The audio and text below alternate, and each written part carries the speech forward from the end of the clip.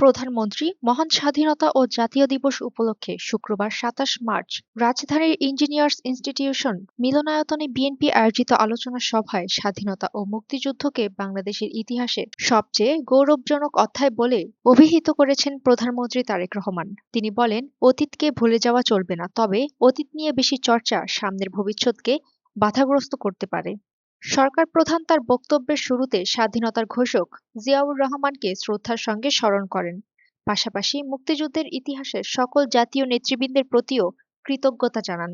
তিনি বলেন, সেটি হলো অতীত নিয়ে সবসময় পড়ে থাকলে এক চোখ অন্ধ, আর অতীতকে যদি আমরা ভুলে যাই তাহলে আমাদের দু চোখই অন্ধ।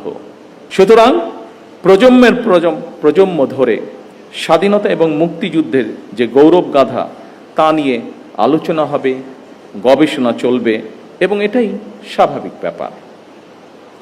তবে আলোচনা, সমালোচনা কিংবা গবেষণার নামে এমন কিছু করা বা বলা অবশ্যই আমাদের জন্য ঠিক হবে না, যেটি আমাদের স্বাধীনতা এবং মুক্তিযুদ্ধের যে গৌরব ইতিহাস তাকে কোনোভাবে খাটো করতে পারে।